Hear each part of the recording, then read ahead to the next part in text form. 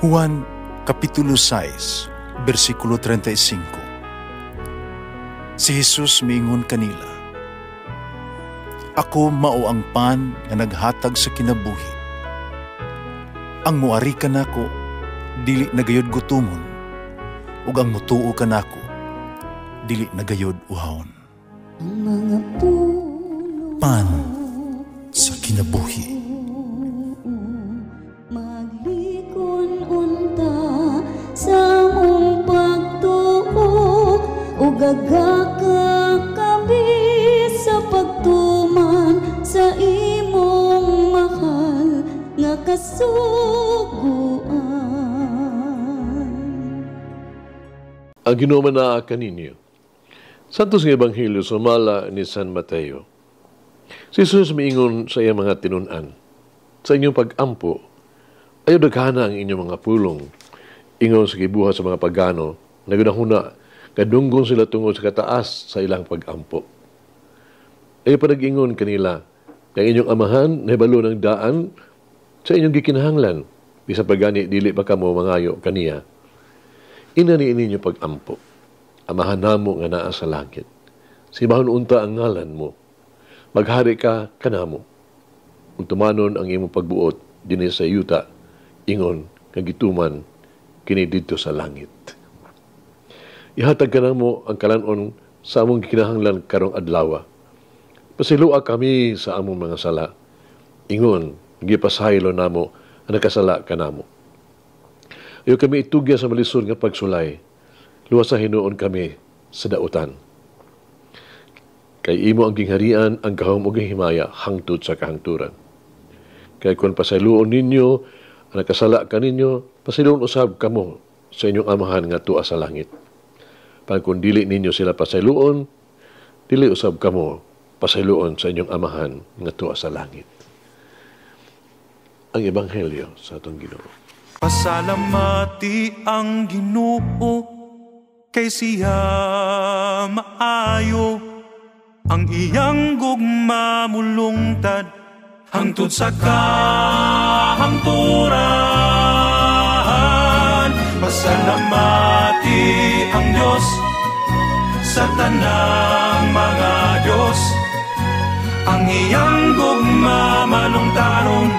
Pasalamati ang Ginoo sa mga Ginoo, ang iyang gugma balungtaron. Ang amahan namo, walay duda, usa ka matahom kaayong pag-ampo.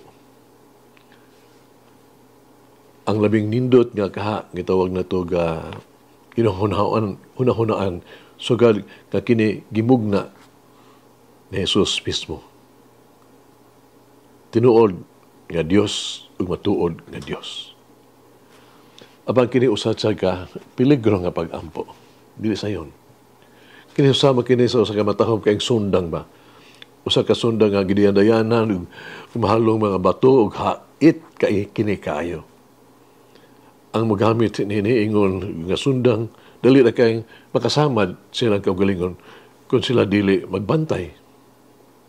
Tingali mas maayo pa na dili paggamit ini kung dili kita mabinantayon o danghag ta.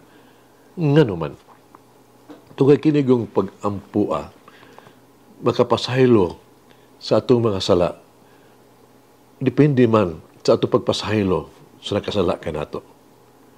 Huwag na maghimo sa amahan namo, kausa ka makuyaw, lisod kaayo nga pag-ampo. Tiyo sa kamadre sa Indonesia, kan sa mitugan, siya sa kagrupo niya ba? Pumpa niya, sa sulod sa 15 katuig, wala gisa kaampo ni pag-ampo ang amahan namo. Ang rason tungkol kay siya kasing-kasing, wala gisa pasaylo sa isang amahan. Nga diin, tawag nakasala diha kaniya. Kining madre, himpit nakasabot unsa ang kahulugan sa ama namo. Ning puntuha tingali, ang ubang kanato mahibulong ngano nga si Jesus naghatag og dakong kibugaton sa pagpasayloay sa isig usa. Ang tubag ni ana nga pangutana, yano ra kayo. Tungod kay si Jesus na higugma kanato. Kinahibalo siya nga, bisan unsang pagdumili sa pagpasaylo sa uban, mas makadaot kanato, labaw pa sa makadaot sa uban. Siya maluluyon, nagsugo kanato sa pagwagtang sa tuang kasakit, pinaagis pagpasaylo sa tuang isikatao. Sa libro nga giuluhan og Better to Light a Candle, gipahayag kung unsa ka importante ang pagpasaylo. Ang pagdunot batok sa usa nga makasala kanato. Sila misulat, makadaot sa atong physical, emotional ug spiritual nga kaayuhan, kini literal kaayong mapatay kanato. Doon yung mga panahon, natural lang, mabati kita kasuko o kalagot. Apan, mahimo na itong wagtangon kining negatibo nga mga emosyon, pinagi sa pagpasaylo. Ang pagpasaylo, di lamang tabang makaluwas sa uban, di ka sa makadaot, nga efekto sa ato ang dili maayong kamubuton, kini makayo usab ka nato. Nag-ampo kita.